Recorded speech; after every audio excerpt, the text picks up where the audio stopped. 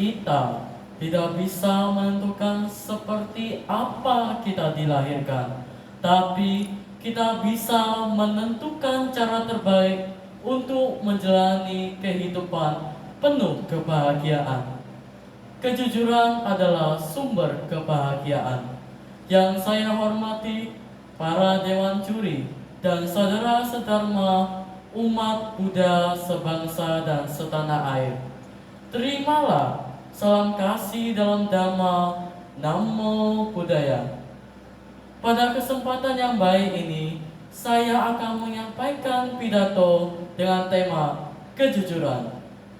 Kejujuran diibaratkan sebagai harta yang sangat berharga, diakui sebagai sesuatu yang mulia oleh setiap manusia, dan lingkungan keluarga menjadi titik awal untuk memulai penanaman kebiasaan positif ini. Kejujuran mencerminkan kesesuaian antara pikiran, perkataan, dan perbuatan.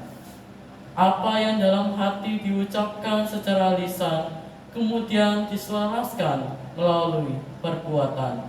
Itulah arti kejujuran. Jadi, sebenarnya tidak ada kata rugi atau sia-sia menjadi orang jujur. Meski tidak dipungkiri, dalam praktiknya banyak orang sering berkata, hari gini mana ada orang jujur? Orang jujur itu pasti hancur. Nah, jujur itu bukanlah pilihan, tapi suatu keharusan yang wajib kita terapkan dalam kehidupan sehari-hari. Diawali dari ruang lingkup keluarga. Orang tua menanamkan kebiasaan-kebiasaan baik untuk dicontoh dan dilakukan oleh anak-anaknya. Lalu di ruang lingkup pendidikan, di mana guru mengajarkan pendidikan moral dan pendidikan agama kepada anak didiknya. Kemudian di lingkungan kehidupan keagamaan dalam bermasyarakat dan bernegara, yang secara khusus kita sebagai umat Buddha telah dijelaskan dalam Dhamma pada bab ke-12 ayat ke-10 yang berbunyi, kejujuran adalah ucapan yang membawa kebahagiaan. Demikianlah yang dinyatakan oleh Guru Agung kita Sang Buddha.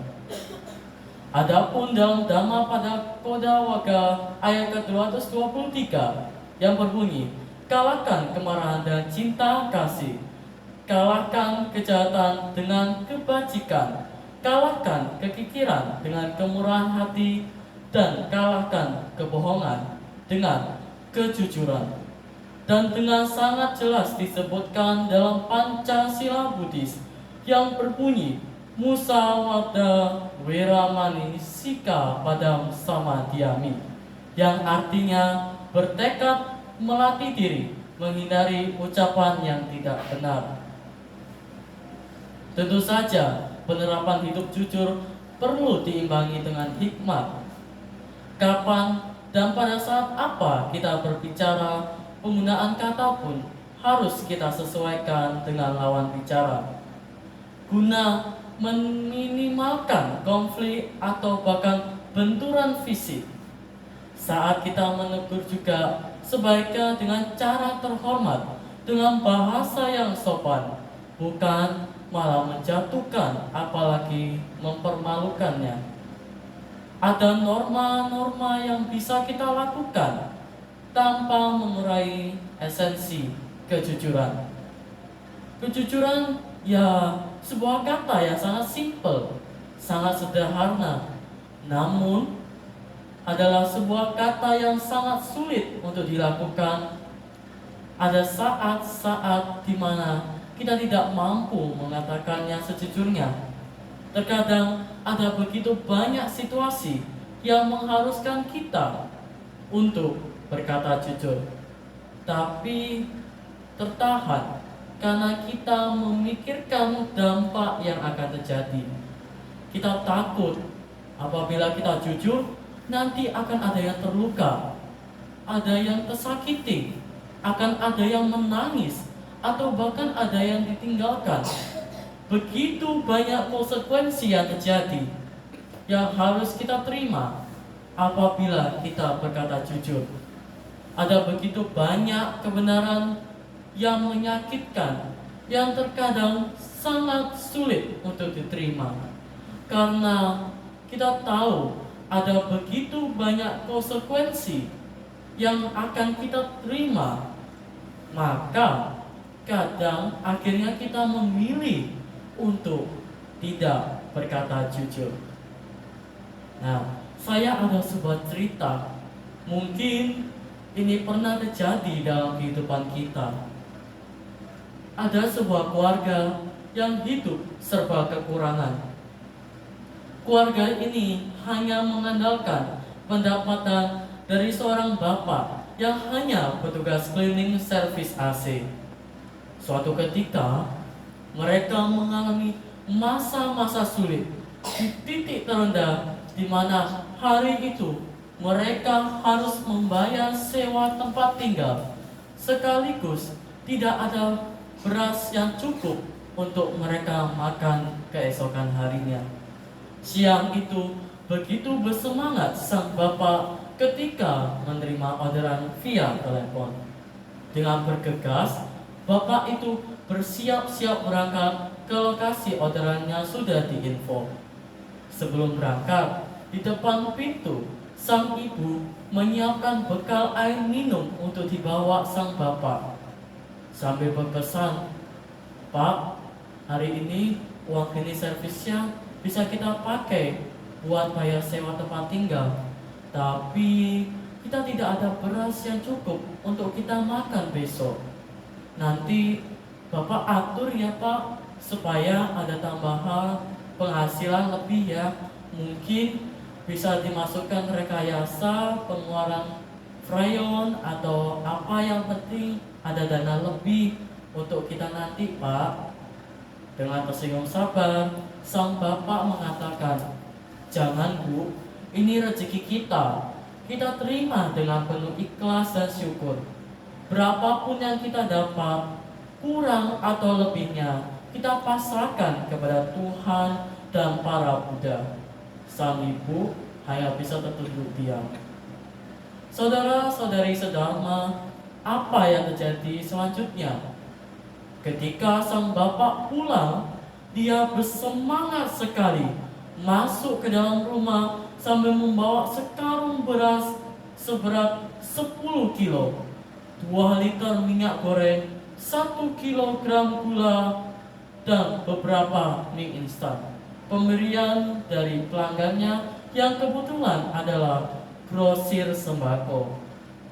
Nah, dari sini kita bisa melihat kegigihan hati sang bapak mempertahankan kejujurannya di tengah-tengah masa sulitnya. Buddha have eyes atau Buddha never sleep, yang artinya sang Buddha tidak pernah tertidur. Sang Buddha selalu menjaga, melihat, mendengarkan setiap doa permohonan umatnya. Kejujuran sangatlah sulit, berat menjalaninya, dan sangat menyakitkan. Dalam kehidupan ini, kita dihadapkan pada permasalahan hidup yang membuat kita bimbang. Kalau saya jujur, besok keluargaku makan apa?